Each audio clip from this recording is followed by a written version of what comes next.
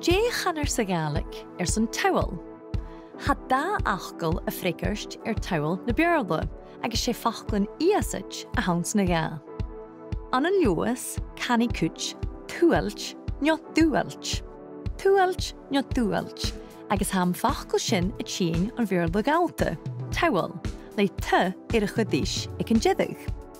As na Dualchainntean an sa chord na hilen sier, sanil skianach, raarse agus mulle, sé sherreter a chanasat. Sherreter.